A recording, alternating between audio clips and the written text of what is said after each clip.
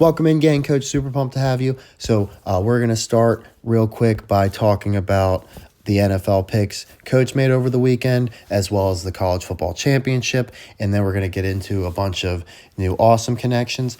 So, of course, Coach told you months ago that Bo Nix would get injured in this game and the Patriots would beat the Broncos in the AFC championship, but he actually got cold feet right at the last second and took the Bills to beat the Broncos, because we got any team beating the Bills in the playoffs immediately losing the next game, and I thought maybe that would be the Patriots' excuse to lose the Super Bowl to the Rams.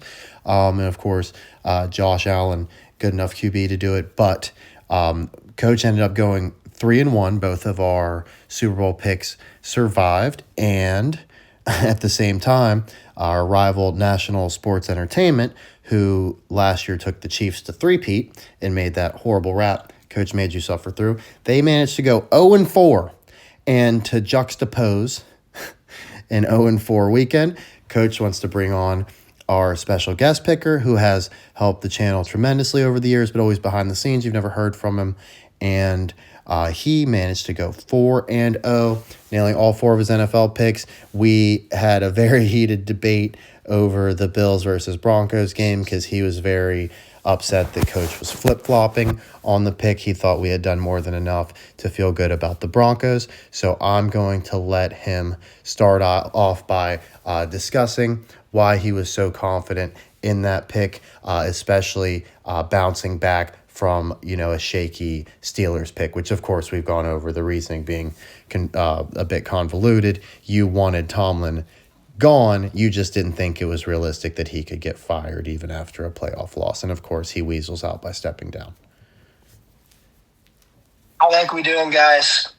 Ricky Bird here. And I'm sure we can get into the story of the Ricky Bird later. But Ricky Bird! The tail, we'll save all that for another day.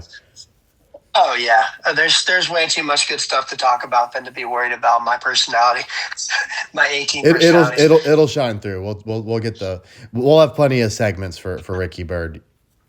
Oh yeah.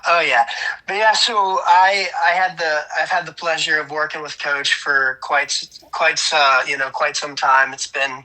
We've been doing this stuff, off the record for years and years. It's really a pleasure to be here.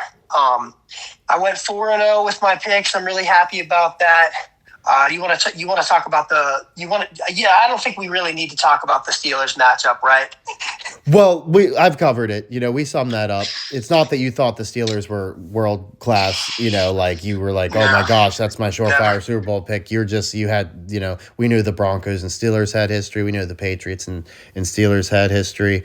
It made sense that however the seeding shook out, they might be going head-to-head. My biggest argument for that, I'm sorry to cut you off. No, you're right. Yeah, my biggest argument for that, and I'm a diehard Steelers fan, but by the way, I know, unfortunately, but it wasn't a homer pick though. Yeah. My biggest argument for the Steelers matchup wasn't even that I had this unwavering belief in the Steelers, because I'm not a homer. But that looking at it, the NFL is an entertainment industry. Let's face it, guys. So, looking at the Steelers matchup into the future, if the Steelers beat Houston, who are they going to go and play? The Patriots in Foxborough. You give May the argument he beat Rodgers. It's a better name, right? Like what better? Like that would have been great. But, they had a different plan for the Steelers, which, being a Steelers fan, I can't be too mad at because I'm really happy with Hard Knocks the curse. Tomlin departure. Another Hard Knocks curse.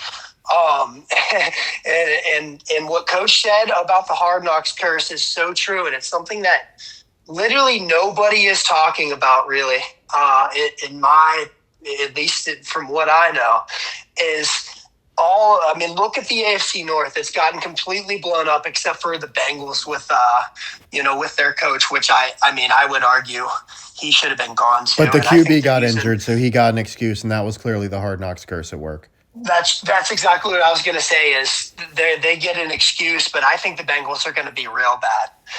Are going to continue. To be real bad. They're good for that. I don't think any. I mean, I can't believe so many people took them as Super Bowl favorites this year. We knew the defense was god awful.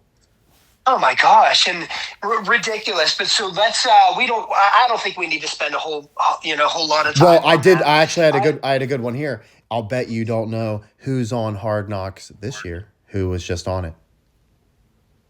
Dun dun dun. The Bills. The NFC East. Oh no. Why you think the Eagles went out in the no. first round? So many people acting like that was so surprising. We knew the history with the Niners, of course, getting the Well, Terrell look Owens at rental the to make the Cowboys Super are a Bowl joke. run. I'm sorry. Oh Sorry, yeah, Cowboys fans. trading their best player. Skins. I told you exactly how the Skins quarterback would get injured. I said elbow injury. I mean, that's literally just unreal. And then the Giants, everybody got injured. Fired the coach. Yeah, I mean, football giants. I don't know. You're telling me that curses aren't actually, real in the NFL? You know, whether the NFL is real or not, the curses are real.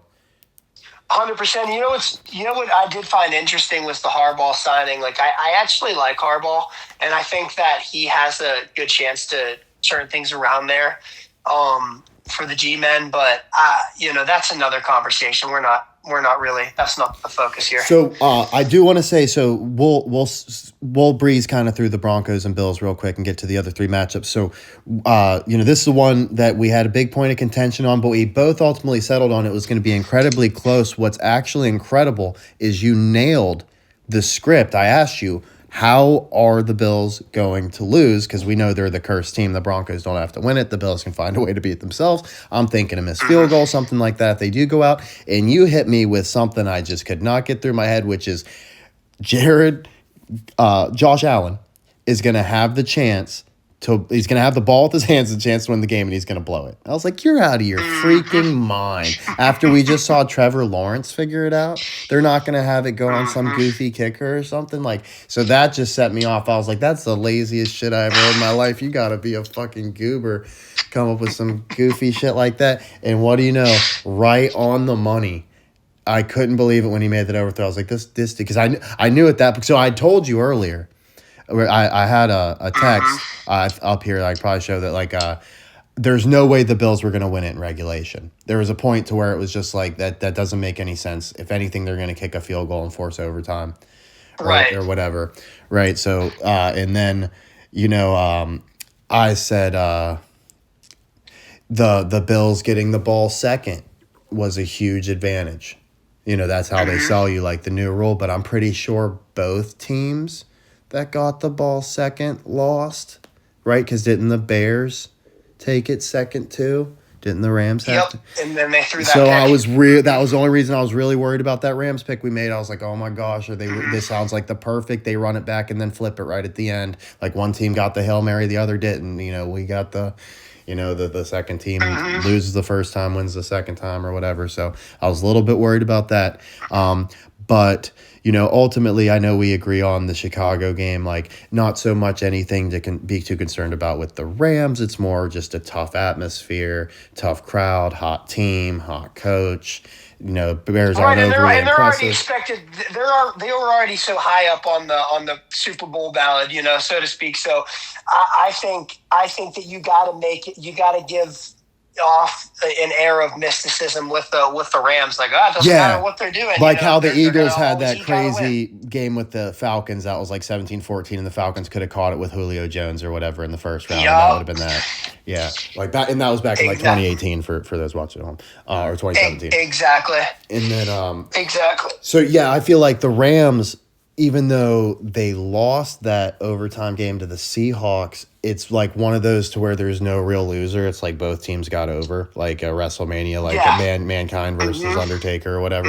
You know what I mean? So there is no real loser. So I think both of those teams obviously had serious heat. That's why they're both still here. I think the story for me is if they can go into the snow in Chicago, that's actually probably a lot easier, even though Seattle has the reputation for being tougher to play in. It's not as far to travel. It's better. You're in a dome instead of in the snow. It's just loud, and the Rams can block out the noise. Yeah, and they've already proven, to me, I think they've stolen some of the magic from Seattle because everybody now knows that they pump in the noise, it's artificially loud.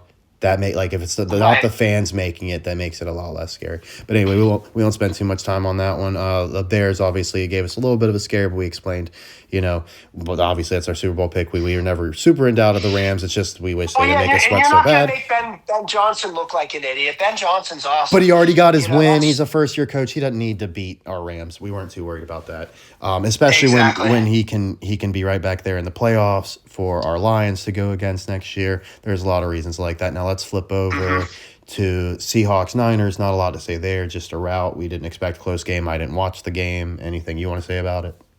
Seahawks-Niners? No, that was a snoozer. Nothing to talk about. We like that no more narrative for a hometown Super Bowl, though. That's nice. I do like that because I thought that was a little corny. But of course, with the Seahawks, they leave us with the Patriots and the Broncos, who they've both faced in the Super Bowl previously. National Sports Entertainment has now flipped their pick to Seahawks. They got to float that up there, but I'll tell you what, from and you guys don't, to the viewers, you guys don't know me at all. Little background on me. Coach and I make a good team. We've always thought because he has all of he's like the sports historian and the storyteller, so to speak, and I'm the person. I'm like the practical football guy. I like the narratives and the gossip. He likes I do actually know a lot of the X's and O's and stuff, but he knows the players extremely well. He knows them from college on. He gets really into these guys. You know what I mean? So. Oh yeah, but even then, some of he was big high on Baker Mayfield, but I was he's just not the type of guy that's going to work for the Browns. You know what I mean? So. Baker, man. But we both settled that he was a winner, and he can catch on somewhere, but it wasn't going to be with the Browns. 100%. But at first you were like, you better watch. Even that just a testament to him not being a homer, right? He was worried about his Steelers when the Browns had those picks and went with Baker and stuff. He thought that was a really solid draft. Oh yeah. Oh yeah. So speaking of which, then Stefanski blows it all up. He's now with the Falcons, which is the team that prank called Deion Sanders, who of course was with the Falcons. His kid Shador, who's on the Browns, right now he gets to go against Baker Mayfield twice a year. Who you got winning that war? Oh man, Baker versus Stefanski. Baker versus Stefanski. I'm gonna say Baker if he can stay healthy. Yeah, they might give him an injury excuse. They could build it up. Maybe Stefanski's not a one and done. I kind of like him just. Right. I think the Falcons are in a perfect position to be really bad. Oh, yeah, they are. But then again, don't count them out. They go either way. I don't say they're definitely doomed, but they some things could definitely go bad for them in a hurry. I actually think they're going to take a step forward this year. I don't think it's going to be enough because you and I agree on this. Kevin Stefanski, while he has an excellent offensive mind, I just don't think he has the capacity to be able to be a head coach. He has a reputation for an excellent offensive mind. His offense never does anything. Well, yeah, maybe if he could just hire some more straight and narrow kind of guys. He loves the characters. Definitely reputation hire. Now, of course, Stefanski, his dad was the reporter Deion Sanders threw water on, and has history with the Sixers. So we definitely like that for our Sixers picks. Now, Knicks getting injured. Do you think Coach gets his Peyton Manning prediction? Do we see Peyton in the AFC Championship versus being the practical football guy? I say no because it doesn't seem like it happens. But something that I think is noteworthy that put me on to Coach's impromptu historian kind of picks, like how Peyton Manning coming back to the Broncos, is the fact that Phillip Rivers became a Colt so late into the regular season. So I think that happening, and that's Peyton's team. Showed me.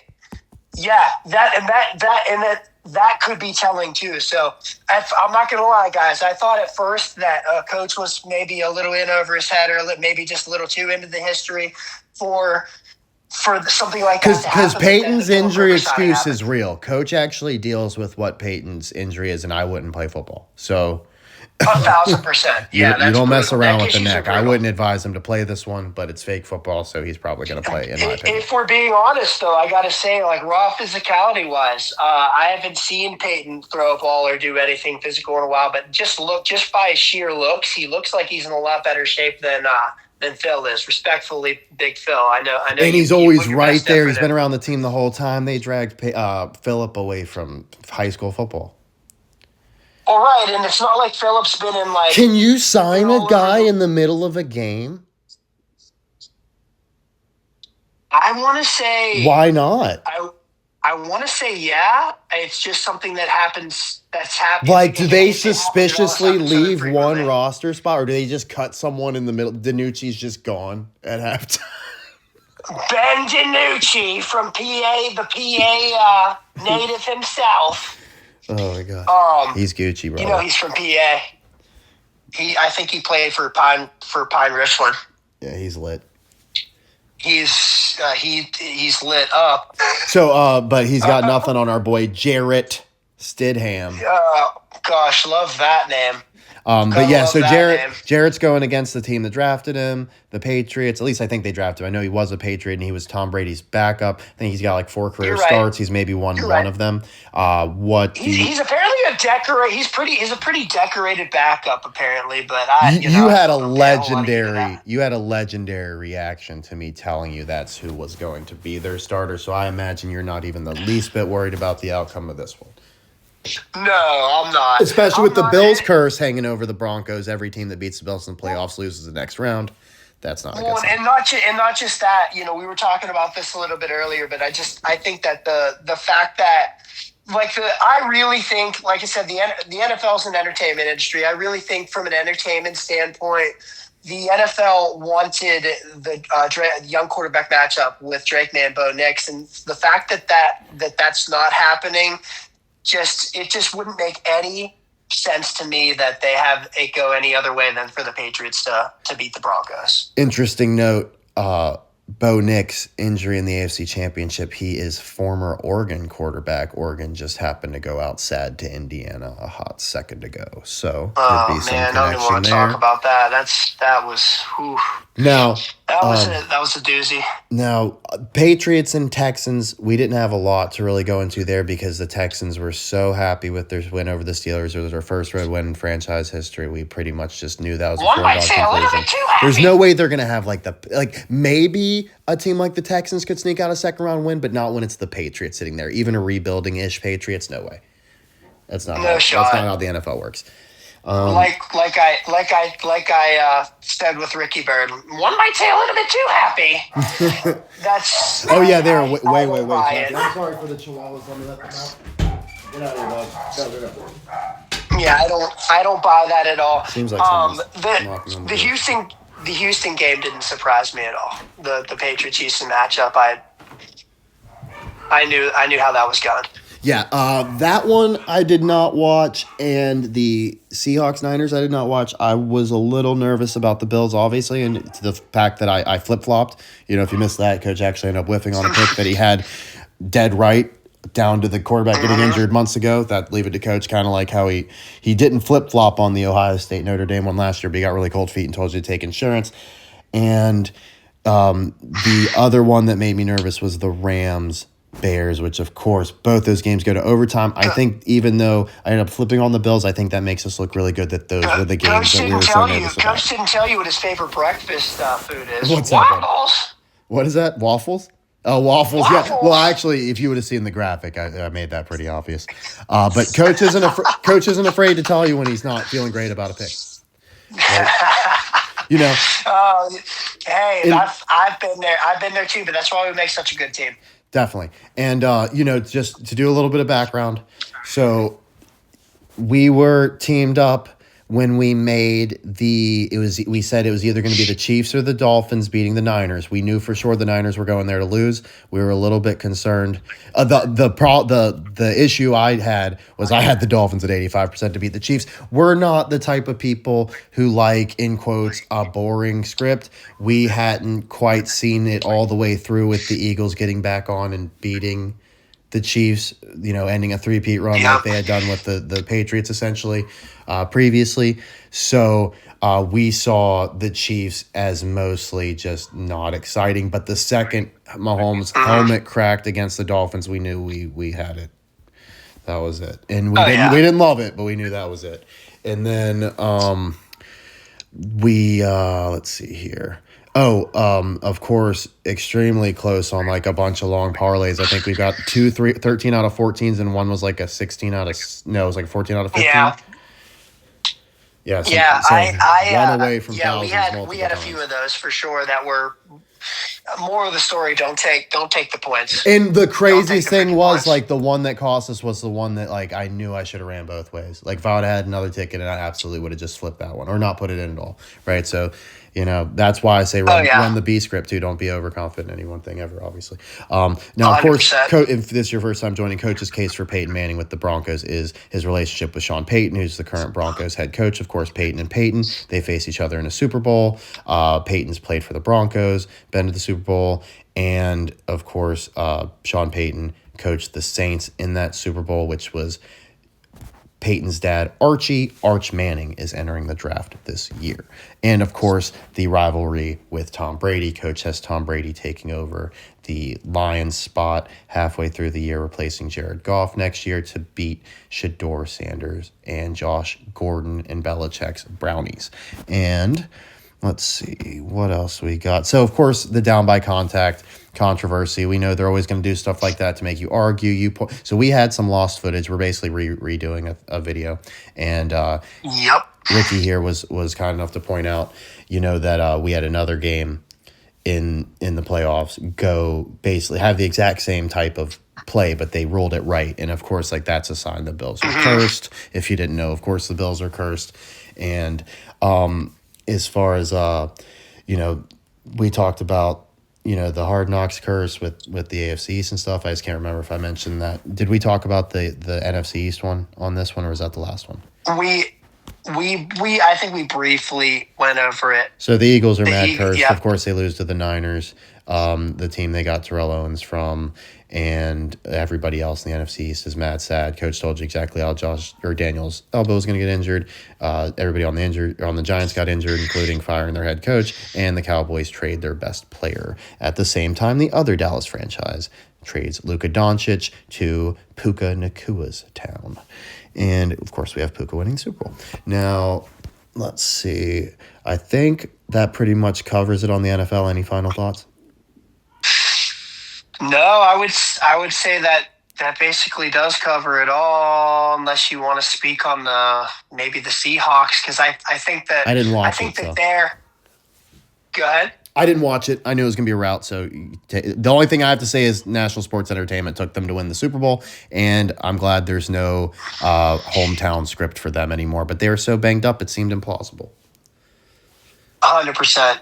Yeah, I don't think we need to talk more about that. It was just kind of a snoozer. The only thing is, like, that makes me think, people are going to look at how big of a blowout it is, and not really so much that, like, the Niners weren't that good, and neither were the Eagles, who were mad cursed.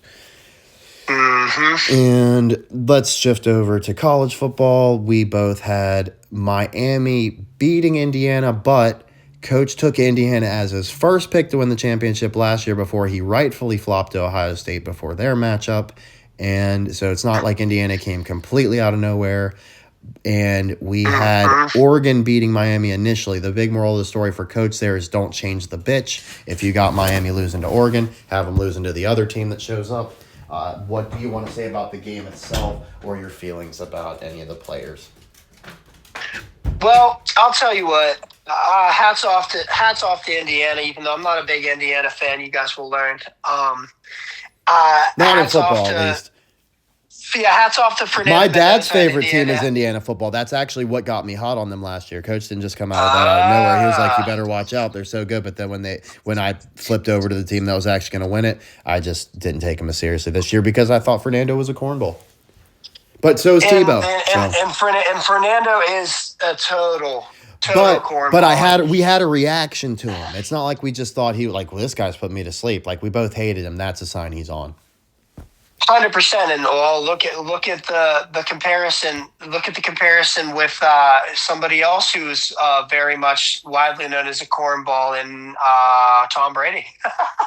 But I thought that worked in our favor. Of course, they compared. Eli was compared to Beck. Now I'm thinking maybe we get a Beck Mendoza Super Bowl. Oh, buddy, we like that. We like that. I could believe in Beck to win one. Let me tell you, the Steelers, I think, would be if they had a bye week. If his team had a bye week, he wouldn't even have to win as many. If he won as many as he did in the playoffs, that'd be a Super Bowl. Something to think about. Maybe Mendoza's got to go the long route and on the road. 100%, and he's supposed to be a Raider. Tom Brady seems suspiciously right, of course. Yeah, that doesn't, no coincidence there. No coincidence there, I think, Joe, here's what I have to say. Like I said, hats off to Indiana. I'm a big Canes fan, but I think that the true winners are going to be in the draft. We all know who has more draft prospects. Mendoza rolls on itty bitty rims, bro. Like. Exactly. Oh man. Okay, so let me let me get to some stuff that I've dug up that I thought was interesting. So, Coach had a ton of trolls, and even his biggest rival, for some ungodly reason having like the most cursed team in the history of sports that hadn't won a playoff game on the road in 33 years, somehow making it to the Super Bowl and in some cases winning. I'll let you react to that first. Like, what's your thoughts on the Bills? Are we flipping around on them anytime soon, or are they going downhill? The Bills are pathetic, respectfully. I'm sorry, Bills I don't think fans, we have any. If we have Bills fans, they're kind of trollish and have bad judgment. So I'm not too worried about their feelings now. But I do want to point out that if there was something getting these people to take the hook about the Bills, if there was some sort of heat, and they did break some curse, maybe it's a connection to our Buffalo Braves, who of course are the LA Clippers currently, and we have losing the NBA Finals to the Philadelphia 76ers at the same time the 49ers are hosting the Super Bowl. Now, Coach wants to focus in on O.J. Simpson real quick. I know he's your favorite. Now, yeah, killer player. July 9th birthday. Do we like that? We love it. Why do we like that? Well, I think that's more of something that you can. Okay, describe. That's fine. So once I tell you, you'll get back into the muscle memory. So 7-9, you flip the 9, you got 76. Our Eagles, of course, just won the Super Bowl after winning in 1948, which was a 76-year gap. They're the home of the 76ers, who won in 67. Now, he's born on 79. When did he die, Nick? How old was he? Let me guess. Born on 79. Born on 7-9. So your guess is 79? Mm-hmm. You get a backup guess. What's your second guess? Oh, no. 67? One more. I'm not good with numbers, Coach. No, you're doing good. Those were great guesses. It just wasn't right. What's your last guess? 62? No. You're on the right track. Flip it one more time. 76. That's it, buddy. Ding, ding, ding, ding, ding. So Mr. 7-9 dies at age 76. Okay. And the Bills go 33 years without a road playoff win. How long was O.J. Simpson in prison? I don't know. 33 years. Love the number. Okay. When did he get married? When he was 23, 33. Not his age. What was the calendar year? Probably 76. 67. Very close. When did he get divorced? Say that again. When did he get divorced? 79. Close enough. 79. Right? And then you came up with a 62 earlier. Well, his marriage to Nicole Brown Simpson ended in 92. So you definitely weren't far off the beaten path there. I'll give you so you're not going to get this one, but it is a 76 in a way. His Bills tenure ended in 1977. Now, if you take the 7-9 aspect and flip it, you get a 76. But he did play 1 year with the Niners, who are hosting the Super Bowl, When did he retire? Mr. July 9th birthday. When did he retire? July 9th. 1979. And oh boy! So let's hit you with some other. We'll go. So he stopped being an All-Pro in 1976. Never made a Pro Bowl after 76. Rushing yards leader in 76. Let's see, national champ in 67. Led the NCAA in yards that year. Let's see. I'm not gonna spend a ton of time on OG and numbers. Right, so spent 33 years in prison. Bills go 33 years without a road win. Had to pay $33 million to Nicole's family. And let's see. Jimmy Simpson announced that he was of the... I don't know how to put that. I can say gay, I'm sure. So Jimmy Simpson is gay, but he died of Tommy Morrison syndrome in 1986. He got 86th. He's got AIDS. And take it back. Truman Simpson, Melvin Leon Truman Simpson. I didn't read a lot of this stuff. I'm just kind of breezing through it. Let's see. He said, I'm kind of getting bored of OJ. I just wanted to make sure. There's a lot on it, Jay. There's so much, but I think. But I do like this one. Okay, the settlement where he had to pay all that money, 1997. There's another 76 for you. Yeah. So now we're just moving on. So like here's people always want to tell you if it was scripted, this is what was happened. This is what would have happened. This is how we know the NFL is real because this team didn't win. So here's someone's rebuttal. I entertained the NFL could be fixed until the Niners beat the Eagles. Why would they, in quotes, want a crippled team? Don't you love how people that are dismissing conspiracy theories, they can always throw out they in air quotes, but when I say they attack me like I'm talking about schmooze or something? Oh, yeah, we love that. So want a crippled team over a healthy reigning Super Bowl team to move forward, and you saw the result last night. So, yeah, of course, Niners giving the Eagles their missing piece for the Super Bowl run in 04-05 with Terrell Owens. Because that's the best case for the fact that it's real. That makes no sense. Here's another. Yeah, that was horrible. Something for Peyton Manning. Another case for him possibly popping up with the Broncos. Peyton Manning changed football in Indiana. Did he pave the way for a college football playoff run for the Hoosiers? Isn't that interesting? So, and Coach got an accurate prediction. He was just on the wrong team. I said someone was going to break Brady's single season turnaround record where they went 3-13 to 13-3. Yep. And 313 is the Detroit's area code. I thought the Cleveland Browns were going to do it. What do you know? The Patriots themselves do it. 3-14 to 14-3 this year. Ridiculous. And let's see.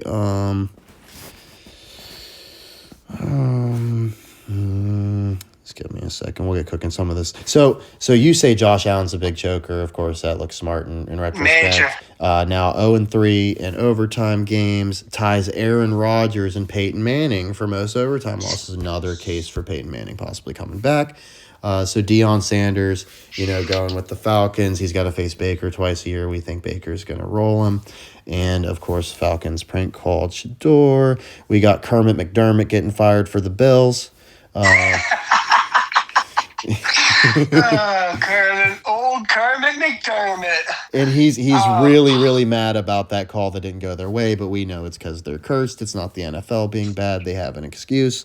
They were temporarily blinded somehow. Without a doubt. Without a doubt. And of course, so you can complain about that, but then they'll give you there was a holding call that should have been a safety to end the game, and the Bills would have lost, right? So 2 blown calls. Mm-hmm. Who should have won? Who knows? Both teams, neither, right? So there you go. We're just gonna pass. Exactly. That. So of course, the Bills curse looking real strong. Here's the list now. So 2019, every team that's beaten Buffalo in the playoffs lost in the next round. Texans beat Buffalo. Then the Chiefs beat the Texans. Chiefs beat Buffalo. And there's just someone on Reddit. We don't know if this is all accurate. Chiefs beat Buffalo. Bucks beat Chiefs. And then 2021, Chiefs beat Buffalo. Bengals beat Chiefs. Bengals beat Buffalo. Chiefs beat Bengals. Chiefs beat Buffalo. Ravens played Chiefs the next week. And, of course, now with a very sad locker room situation. The Broncos are going to have to try to find a way. They do have the home field advantage, but Trevor Lawrence did it, so not that scary. And let's see. So after losing to the Eagles in overtime, the Eagles continued to lose 6 of the next 7, including a 3-game losing streak after the Bills game in 2023. That's very interesting, isn't it? And let's see. Let's move to the next one. Okay, James Harden, confident surging Clippers can fight their way back to contention after ugly start to season. What do you think? We love that. 100% buying it. We love that Harden's confident. We love that he still has a huge chip on his shoulder with Daryl Morey. So he's got all the. So here's Coach talking. This was him sending to you during regulation of Bills versus Broncos. I think it's over. No reason to give the Bills another score. Broncos are rocking. Seems weird to make them lose. Maybe overtime, I guess. Def not a touchdown. And then, they sell for the field goal, goes to overtime. I said, I feel like Allen gets them in range than wide right. But, of course, he blew it himself. Let's see. So there's Fernando's itty-bitty rims.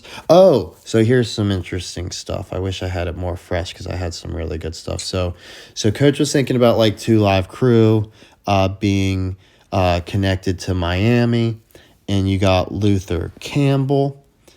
Okay, let's see. Sorry, we're gonna have to circle back. Just keep that one in mind. Let's see. Well, so I'm sure everybody's thinking, what does everybody want to see this weekend? What's everybody want to see happen this weekend, Coach? So pretty much everybody on my channel has been rocking the Rams over Pats real hard. So nobody's really got beef with that one. I don't think there's a B script. We didn't come up with one. Obviously, they could do the Seahawks rematch with either one of the other teams, but Coach says it's a stinker. If there is one, it would be Seahawks Pats, I guess. But, this one seems in the bag, especially the actual game itself with the Rams going over the Patriots. I just think we're good for it. I'm not going to be overly crushed if we don't get it, because then as soon as the NFL's over, I can put money on the Lions beating the Browns, and the Lions didn't even make the playoffs, so I'm sure they're going to be paying real good for that one. And we could even pair it with the Sixers over the Clippers, although Sixers versus Clippers odds have plummeted from the point Coach put his $5 ticket in to win $1 million on a 2-leg with the Rams over the Pats. It has fallen from 200,000 to 1 to 12,000 to 1. So that one's definitely looking pretty sweet right now. Still a long shot, but not a Hail Mary by any means. Or maybe it's a Hail Mary, but it's not a 1 in a billion. Yeah, right? I kind of regret buying in so late to that. Yeah, you can still get good value, and Coach says never. Okay, Coach says the trick to getting rich: don't go broke. Number 1 rule: don't go broke. So don't bet what you can't afford. 50-cent bets are so hot. Just you usually got to get it in a little bit earlier. Like I said, if you missed the boat on Rams versus Patriots, Coach feels even better still, even though we're right here. I still like Lions over Browns better next year than Rams over the Patriots.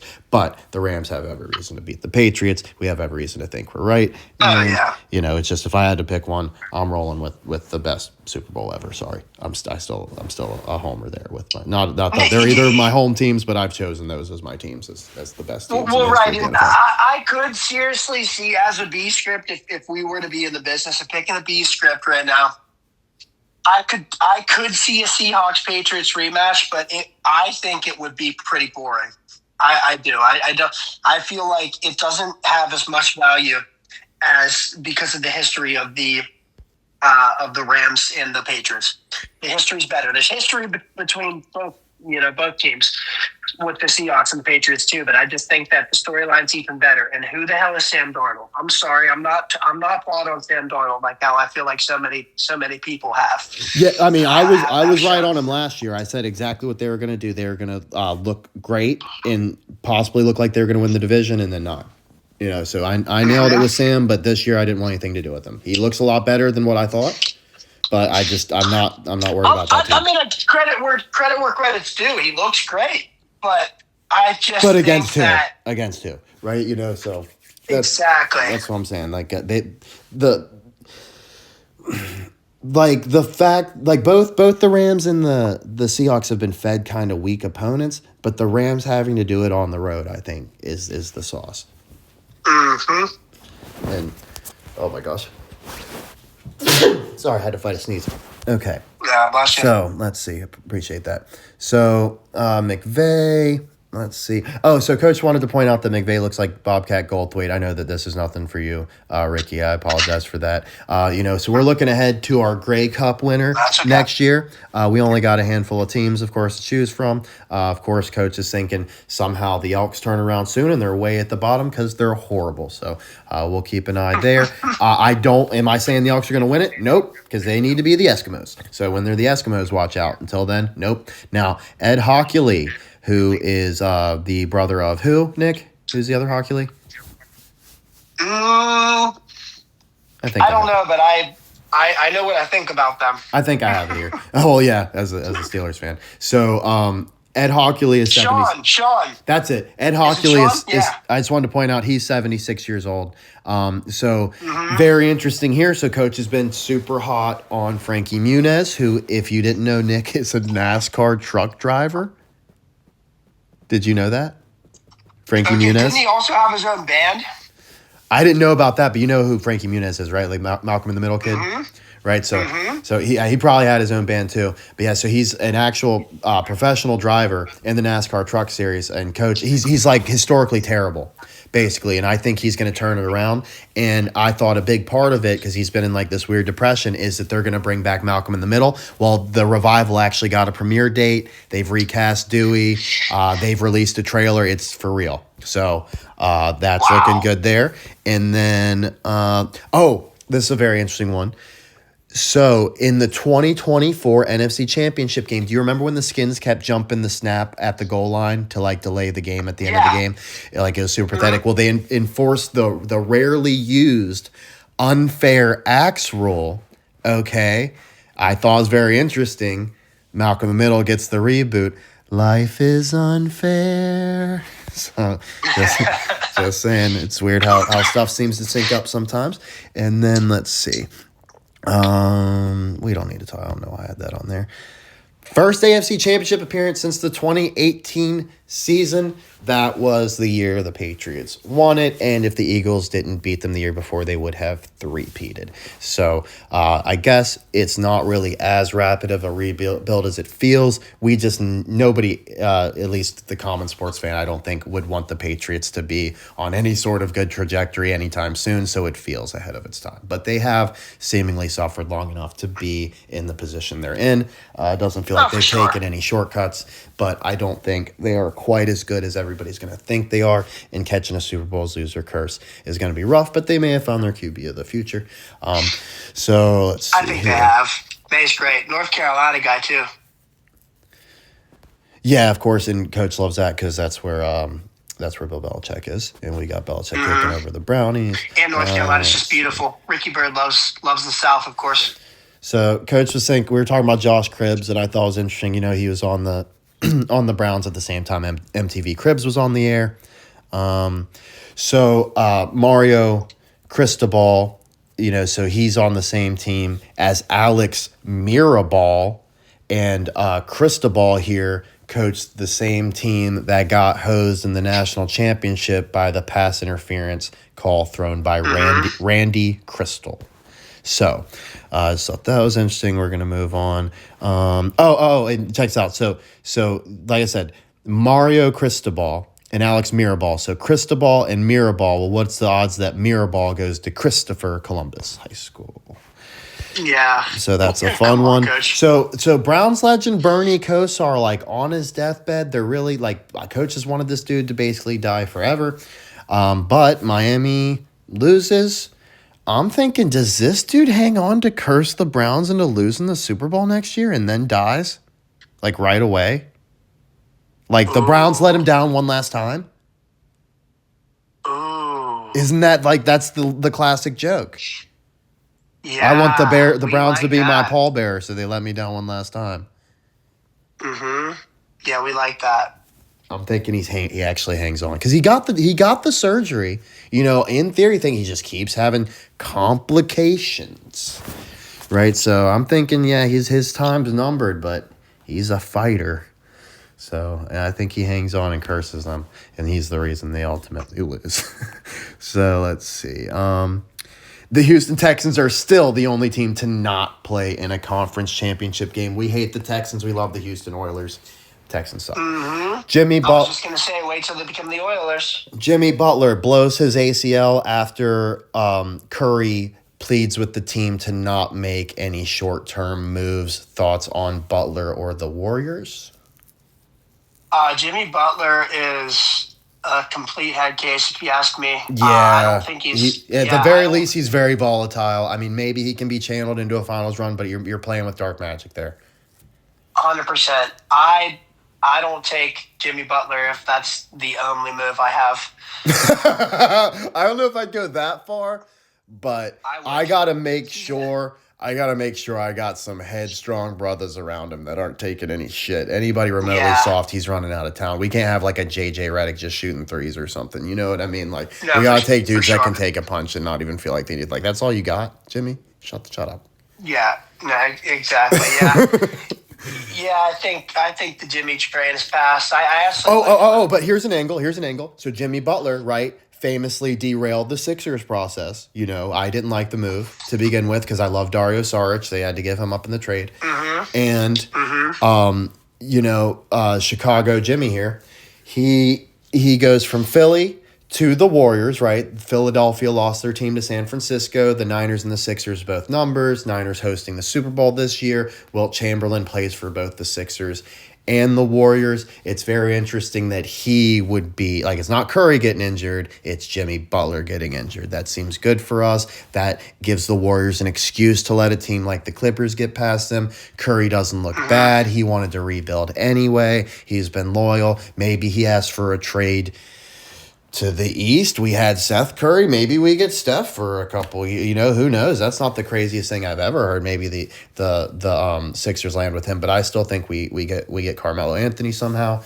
As far as the Clippers, they seem like they're rolling. I thought it was interesting. Stidham here, Jarrett Stidham, the Patriots QB. Okay, how about so he's been married to Nae Brown, and Kennedy Stidham is the daughter, the person he's married, Nae Brown, her real name, she changed her name to Kennedy Stidham, is the daughter of Harris Blitzer Sports and Entertainment. And if you did not know, that is the owner and operator of the Philadelphia 76ers. So that is true. Of course, we had Jeff Lurie. He was a big Patriots fan, wanted to buy the Patriots, had to settle for buying the Eagles. Eagles beat the Patriots after losing to the Patriots. You think that's a coincidence? Come on. The Patriots were horrible forever, right? The Eagles had only made don't forget, the Eagles had only made one Super Bowl before that loss to the Patriots. Way back against the Raiders, and the Raiders get the big tuck roll drama against the Patriots, of course, as well. They're always going to connect every star. That's some stupid Madden stuff. Let's see. Of course. Yeah, we've been playing the best game ever, which is Madden 11. So that's why this video is a little bit delayed. And I'm playing it right now. I believe him too. I'm playing it right now. My Miami Dolphins are playing the Bills right now. Okay, Close one, 28-24, minute 32 seconds left, guys. So, of course, we've got like a bunch of connections with the Sixers and the Clippers. Dr. J. Irving Johnson, what do you know? There was not one, but multiple guys named Irving over the years who have owned or have unsuccessfully attempted to purchase the Braves. So tell me this one's not weird. So the first one, Irving Cohen, he tried to bring the Buffalo team to Hollywood. Well, where did the Clippers end up? They're in L.A. What do you know? They just had to make a little pit stop in San Diego. And when did Mr. Irving attempt to buy the Clippers? What year? 76. 1976, baby. You nailed it. Okay. And let's see. Yes. Now, let's see. There's another Irving here. And so there's a Norm Sonju. He was involved with the Braves somehow. I can't remember what I liked about him. Coach is pretty far into the book now. Home of the Braves. It's also interesting. I'm not going to get into the big Braves thing, but there's a lot of Braves connections. I'm sure you've heard most of them on this channel. I'll spare you this time. So the Broncos have signed Ben DiNucci to the practice squad. Coach thinks maybe both quarterbacks look horrible, and they signed Peyton Manning at halftime or something ridiculous. I'm not sure. Tyrese Maxey getting his first All-Star game. Love him. We've loved him since day one, and the Sixers never deserved him. He's probably Iverson reincarnated with a better attitude, and he, most importantly, is Tyrese Maxey, not Tyrese Halliburton, who a lot of people said the Sixers should have gotten traded for, which is who's recovering from ACL surgery right now, right? So the wisdom of the move that was not made seems to be looking good. Even though Harden wasn't it, you didn't have to solve the problem right now. Time can cure a curse like Harden, right? So let's see. So I'm looking at some Buffalo Braves stuff here. This was fresh. A lot of this stuff's over a week old, so I'm sorry. I'm a little...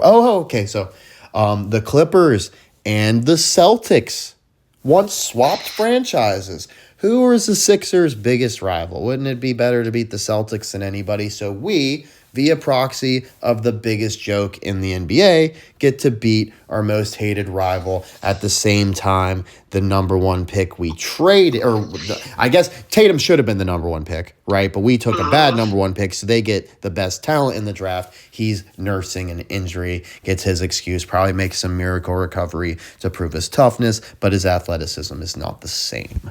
But he seems smart. He can probably adjust his game and still be effective. And we'd be playing against the guy that used to be on our team in Harden and Kawhi Leonard, who torched us. That notoriously torched us with their coach, right? The Raptors coach, Nick Nurse, Nick Nurse, Dr. There's J. no connections there, you know. Right, yeah, and the nurse coming to cure the ailing Sixers long after the doctor left town. Right. He's not going to get us back up to the doctor days, but he can nurse us to a championship or two, right? So, I was thinking this was interesting, right? So I don't just have the Sixers winning this year; I have them winning back to back and then going away for probably a long time. Because so a lot of people are saying Embiid is going to be forgotten by time because he hasn't won a championship. It's a good time to get him over. I think beating a team like the Clippers doesn't really prove anything and still leaves a lot to be desired with the win over Jokic. And if that championship goes according to plan, that would be the 26-27 season, which gives you a 76, which this makes this one seem a lot more, make a lot more sense. Like, why'd they do 25-26? Oh, because they're winning again. And let's see. What's this? Let's see. They're just talking about it. So, of course, Irsay, Peyton Manning's owner with the Colts, he dies. His dad owned the Rams. Yep. Dude, we're for sure gonna get a Colts-Rams Super Bowl if we haven't. Am I forgetting one that we had already? There's no way that doesn't go down. The Edger and James stuff and what's his name? Eric Dickerson, way too strong, way too weird. They're matching up for sure. That's gonna be banger. How much time do we have left? I just want to check. We can go as long as we need, but are you pressed for it? Do I need to speed up? No, you're so good. Just want to get a time check because I think we should. So it doesn't tell me the time right now.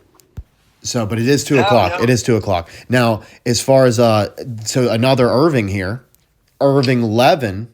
Okay. Owner of the Clippers.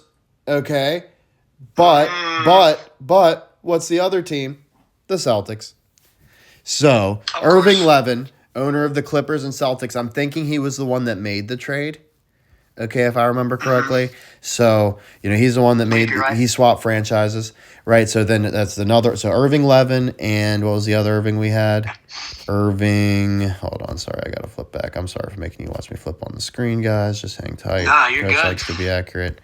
Oh my gosh, I'm going way too far. Okay, screw it. We're just going to pick back up. You knew there was another Irving there. Luther Adler. Oh, wait, no, that's too far ahead. Sorry, Coach isn't used to doing this with. So we're looking at Irving Levin here. So Irving Levin was also not just an owner of the Clippers. He was an American film producer, which ties into Coach's theory that these guys are all fraudsters, right? So he makes films, also have his own sports entertainment team. What did he do here? So he purchased the Celtics, but it was rejected by the NBA. Because of the owner of the Seattle Supersonics. What do you know? The Thunder just won the championship. And Let's see. So then, of course, he gets into bed with the Braves. Later sells the Clippers to Donald Sterling. Now, what I thought was interesting is I looked at his films, and he was in a lot of stuff. This list right here it's pretty small. He was in a lot of TV stuff, but I looked at the films, and the very first one is called Crash Out, and I'm like, well, that's like a big buzzword right now. Crash Out, like it used to mean something else, but now it's like they basically if you say crashing out, people are gonna click your shit, right? So I'm like, Crash Out from 55, that's kind of weird. Not that the number matters, it's just so old. So I'm like, well, what's going on with Crash Out? Well, in Crash Out, and keep in mind this is Irving Levin, right? So dude, this is so good. In Crash Out, Mendoza is shot by a motorcycle cop. And this will come into play later. Van Duff is also involved. So Coach has some slides where Duff comes in. I didn't even realize that connection yet, but remember the Duff for later. Of course, we know Quinn has came up a billion times. I think, of course, Mendoza with the winning the NCAA championship right here. But I just thought that was interesting. And let's see what else was there. Oh, so Pete Mendoza was played by Luther Adler. Well, Luther Campbell, right? He's a big time Miami Hurricanes fan. So I thought that was an interesting connection. There. And then Luther Adler here. So that was the guy that played him. Let's see, what else do we got? So there's a Gordon in there. We're just going to skip. If I don't see this stuff right away, we're just going to skip. So Michael Gordon. Coach is obsessed with Gordons. I click on Michael Gordon. What's his birth name, Nick? What's his birth name? What's Michael Gordon's birth name? I don't know. Irving. Michael Irving? No, just Irving. Just Irving. Irving Gordon. He just goes by Michael. Not even Michael in his name. Okay? September 6th birthday, 9/6/1909. Right? 606. So I thought that was interesting. Now, let's see. I just, anybody who's watching up. Dude, his grandson is Joseph Gordon-Levitt. Isn't that weird? So I thought that was interesting. And you'll think this is funny. He briefly joined the Catherine Cornell Company, playing the opposite of Cornell in Alien Corn. So Cornell was in a movie called Alien Corn. Jesus. Coach doesn't even have to try, right? Now let's see. Freaky Friday when the Clippers were the Sixers, right? So yeah, it was Irv Levin. He was the one that did the flop. And let's see. Do we need to talk about anything here? So this happened, I'm pretty sure their first season after the flop was 79, which is a 76 flip. And so Coach was thinking, Braves connection. Well, the biggest Braves player is Chipper Jones, right? That's the former Braves of the Clippers. So Clippers and Chipper. Isn't it nice that Iverson's got a nice memoir out? Just came out October 7th, 2025. Misunderstood. They're really trying to make you understand that he's a face, not a heel. It's nice after all these years they want to actually clean it up. And then let's see. We kind of covered that previously. We don't need to talk about random stuff on Spotify. Let's see. So Stafford, number one pick like Bradford. And, of course, Bradford was number one pick on the Rams. Stafford is now the Rams quarterback, has won a Super Bowl. Bradford ends up on the Eagles, right? So let's see. I thought it was interesting that he would have broke Norm Van Brocklin's record for most yards in a game. Van Brocklin's an Eagle, I'm pretty positive. And Norm, of Cheers just died. Let's see what else we got. Tied a record with Drew Bledsoe. So Matt Stafford was ranked number 76 among his fellow players in the top 100 NFL. Love that. We definitely love that. He surpassed Kurt Warner for the best 50-game start to a career. So before he was a Ram, he broke a Rams record. What do you know? Little foreshadowing. Like this one a lot. Reached 25,000 passing yards. Fastest quarterback to reach the milestone. So there's a 25 for us. And Dan Marino's streak was 92 games, which could be a flip of 26 for the 25 to 26 season. And let's see. So that would be good for Stafford both ways. There's another one he had here. 42, 62 yards. That's 26 both ways. Just a little something. 92 million guaranteed. That's a 26 flip. Highest paid player in the NFL at the time. We like that one a lot. We can probably wrap it up with him mostly. So there's so much. Matt Patricia. Matt Patricia was his coach. Coming from the Patriots. That's another reason for him to go against the Patriots in the Super Bowl. That's interesting. Also on the season, he had 25 carries. So 25 carries. Lots of good 25s and 26s. Did you know that Super Bowl where Stafford won, the game was sealed because Jimmy Garoppolo threw an interception? And what do you know? Jimmy Garoppolo's his backup right now. And it was at SoFi Stadium. What's that? Is that where the Niners play? Where's SoFi? SoFi. Is that the Rams? That's the Rams. I'm thinking that. Yeah, I think it's new. So let's see. Do we need to talk about OBJ? So Coach thinks OBJ is making a comeback in 2026. Well, he was born in 92, so that's a flip there. He played for the Giants, the Browns, the Rams, the Ravens, and the Dolphins. It's just like that's definitely like a hot spot of like connected teams. I mean, Belichick alone, you got Giants and the Browns. The Browns became the Ravens. The Browns and Rams were both in Cleveland, and the Browns and Dolphins, you got the Miami of Ohio, Miami connection. So I just thought that was super interesting. Let's see. What else do we got here? I'm not too worried about him. So Baker's fired up. He really wants to get back at Stefan. So here's a funny one for you don't know. So just some pop culture stuff. Jessica Biel was the runner-up for the role of Catwoman in The Dark Knight Rises. I believe that's the one that was filmed in Heinz Stadium with the Steelers. And, so they used Pittsburgh as Gotham. So she says it's another one that got away. So Jessica Biel was not in The Dark Knight Rises. Do you get the joke, Nick? Why is Jessica Biel related to Batman?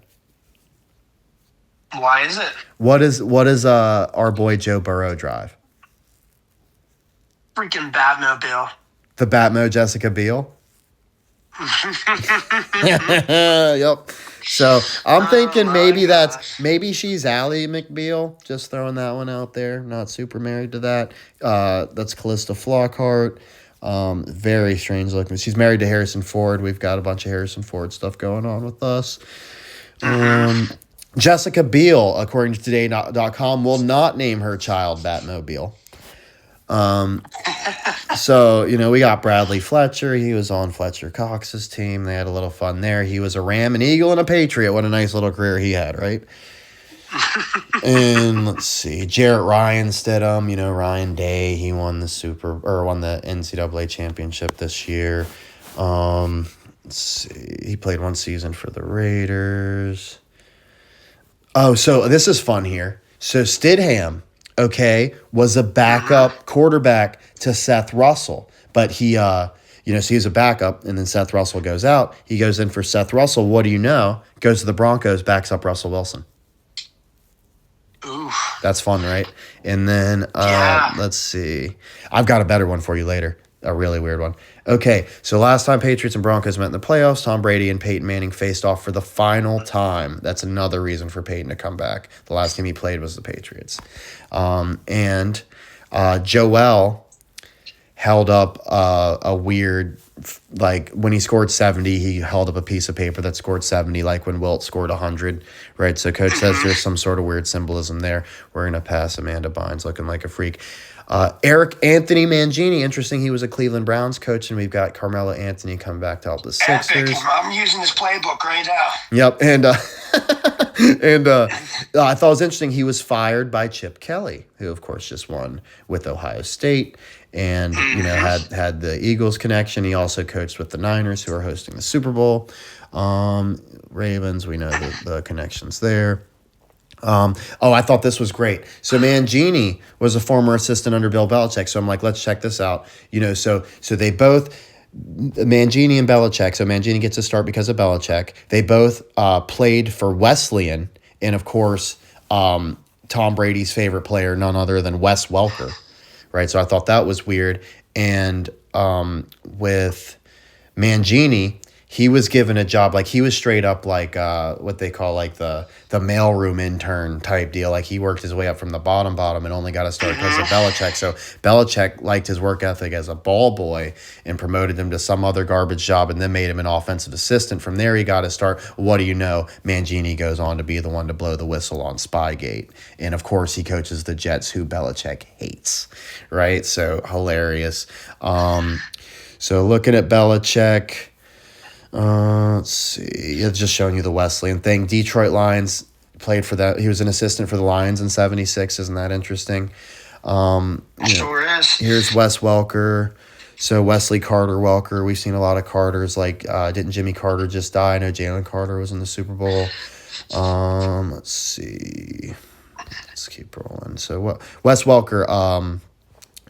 Lots of weird 25s here. What was it? So $2,500,000 in grants. It must not be him that I'm not that excited about. I don't think.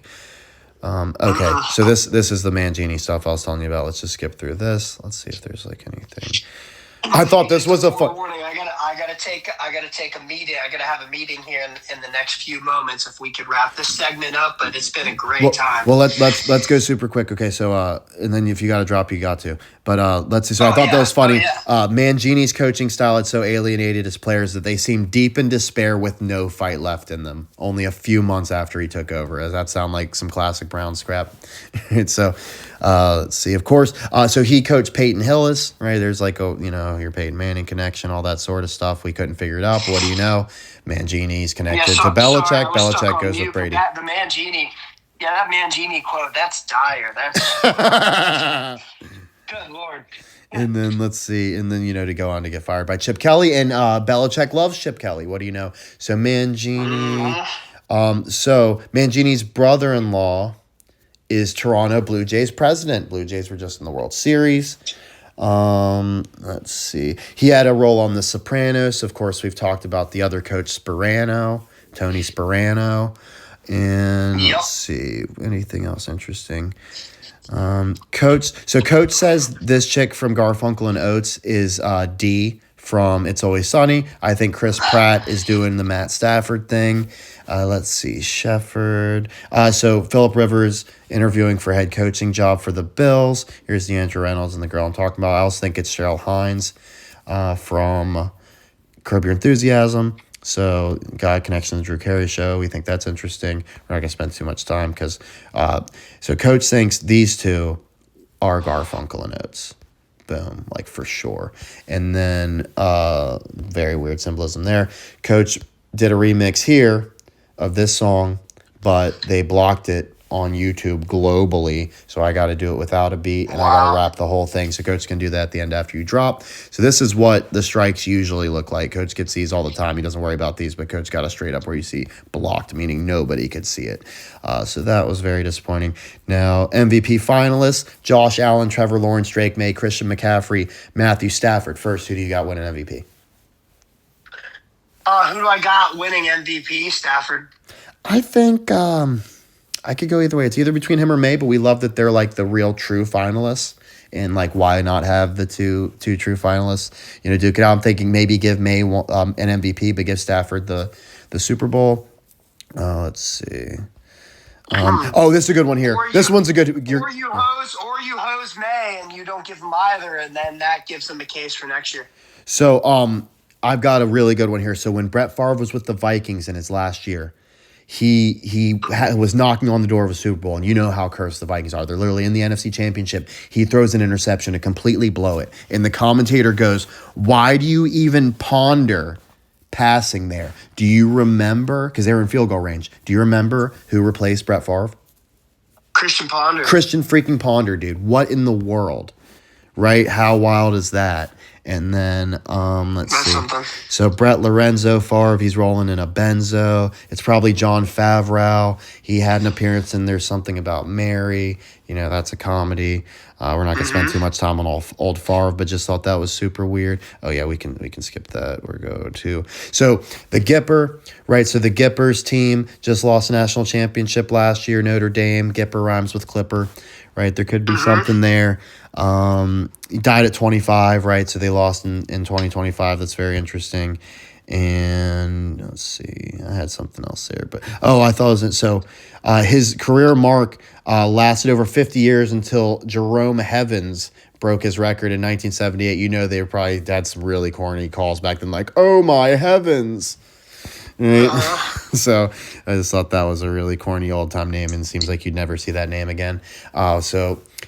Francis Gifford, right? So that's kind of like Gipper, and so Frank Gifford here. You know, he had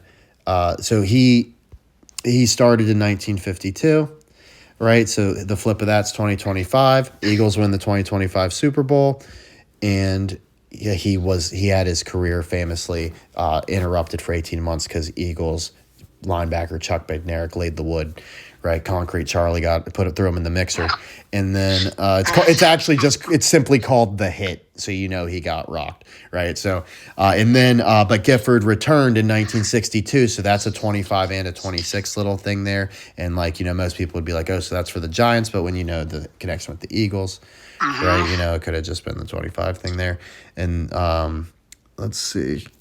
And then, the Giants, we got all sorts of ways they could tie in with the Lawrence Taylor. So Coach wants to point out that so Myles Garrett not on that list of MVP finalists. A lot of people are mad about that. Coach told you Myles Garrett was going to win a league MVP. That's for sure looking good for next year, which really makes everything else look good. Of course, he broke the sack record we wanted to. And let's see. Oh, I thought this was interesting. So Gifford, affair with flight attendant Susan Johnson, that ended his career. In 1997, which is a flip of 76. And of course, we talked about the Eagles were the team that rocked him. So, of course, 76s would be bad to him. Thought it was funny. He's on The Adventures of Pete and Pete and sitcom Coach. He has a child born in 52, got married in 52. So, definitely not surprising team that injured him. Won the championship. So, Coach was looking at Jerry Mcgwire.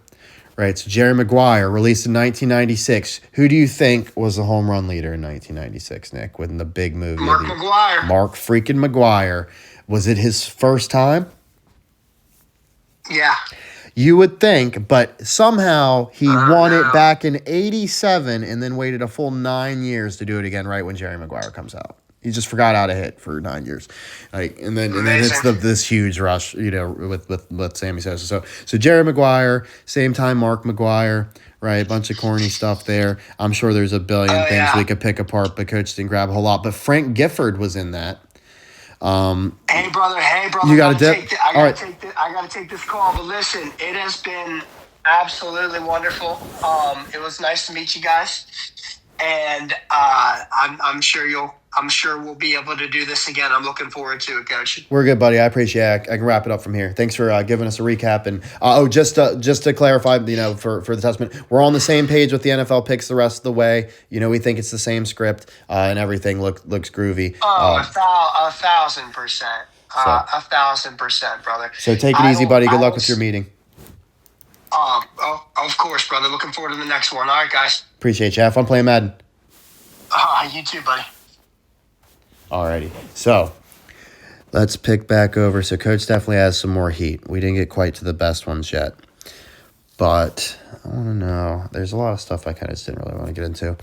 So there's a Wilder tied to Jerry Mcguire. Of course, you know how Coach is hot on the word wild because a wild thing with Major League. I thought it was interesting. There was a Firestone involved in McGuire, and we know Firestone Ford is the GM or owner or whatever of the Lions. This is very interesting to Coach. Look, for Jerry Mcguire, they got Aries Spears and Shaquille O'Neal. It isn't funny they got the guy who Aries Spears always does impressions of, Shaquille O'Neal. So I'm thinking he actually does play Shaq. I always said that anyway, but that's probably the best evidence we got. And let's see. There's something we're tying into here. Oh, yeah. So we're going straight to Mark McGuire. Now, Big Mac. Now, there was a Tom McDonald or Tim McDonald, right, that Coach missed in Jerry Mcguire. So Tim McDonald, of course, Mark McGuire is Big Mac. So let's see. What do we got? So he's 62 in the year 2026, right? So it seems like we're on the right track. And He played for the Athletics until 97. That's a 76. Let's see. So home run leader, like I said, 96 to 99, which is another flip of 96. Let's see. And of course, he chased Sammy Sosa.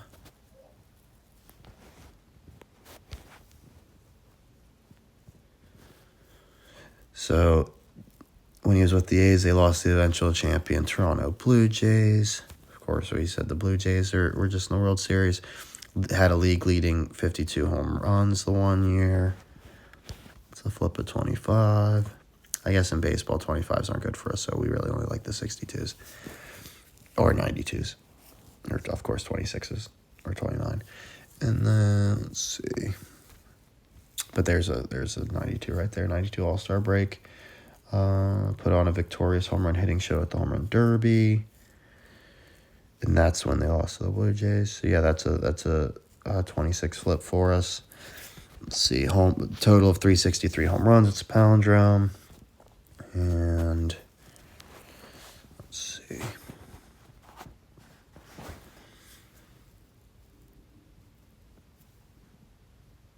I know I had a lot more, but I'm okay missing some of it. That was interesting. His brother Dan McGuire was quarterback for the Seahawks and the Dolphins, a quarterback in the NFL.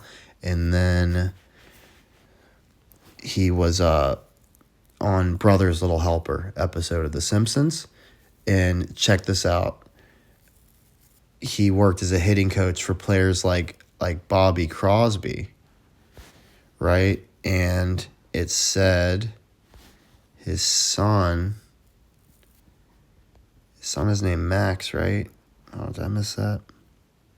So Bobby Crosby. So how did I get to Max? I don't want to make a jump because I definitely made a good connection here. So I'm almost positive his son's named Max. Where's personal life? Oh, this is frustrating. I'm blowing it. I'll bet it's something I got at the end there.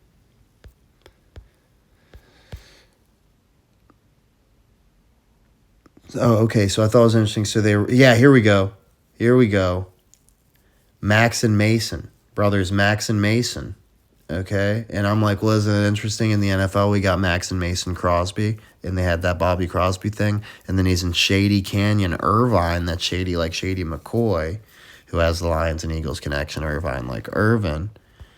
So, look, previous son named Matthew. It could be like Matthew Stafford. So, and there's the Bobby, and then that's how I got to the Max Crosby thing. So, Max Crosby with the Raiders, Mason Crosby. So, Coach says these are McGuire's kids. And they are brothers. And then, so this is great. Where it's got to be here, right after this. So, there's a connection to Ozzie Guillen. Ozzy Osbourne died. No more Garcia Parra. That's just Norma. And 141 times. That's the anagram. Let's see here. So Crosby signed a deal with the Brewers. That's the Braves. So that could be a connection to the Clippers in a way. Where was the good one? I'd be so mad if I don't bring it all around. So, McGuire. No, this is too good. I can't skip over this. They had something ridiculous here.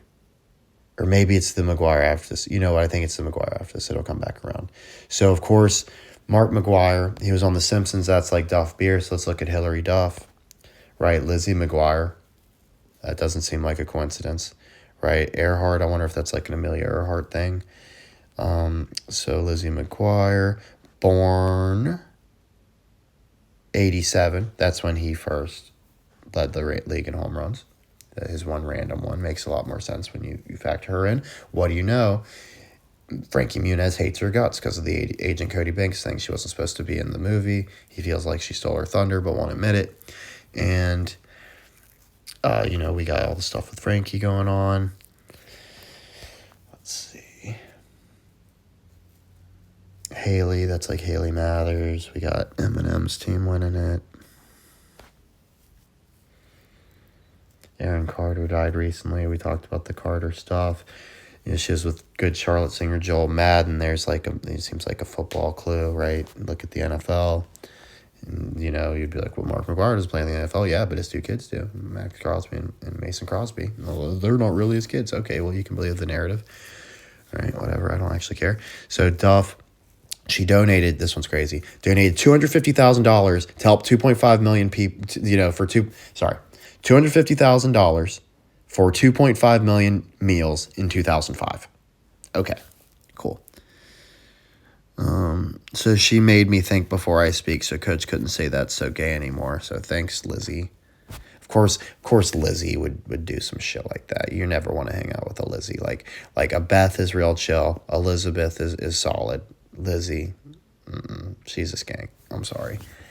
You never want to be fucking with Lizzie. If your girlfriend's named Lizzie, you need a new one. Now, Alfred James McGuire. Alf. Oh, yeah. So Alfred James McGuire. This is great. Right? So there's a set of brothers here. And, he was in the Hall of Fame in 92. That's a flip of 26. And he's 72 years old. So that's a flip of 27.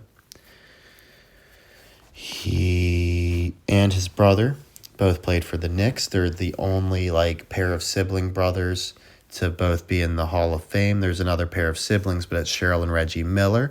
So we're definitely going to get sibling girls who are in the Hall of Fame. Probably twins or something. Let's see. Anything interesting? So there's a Patricia again. Here we go. Mark McGuire is not related. So McGuire is not related to the North Carolina coach Frank McGuire. Al and Frank coached against each other when Frank was head man at South Carolina, and Al played for Frank at St. John's. Okay, they're not related in any way. Sure. Now there's the scores. Who cares? Wait, is this the end of the thing? I don't have any more slides than that. I thought I had more ammunition.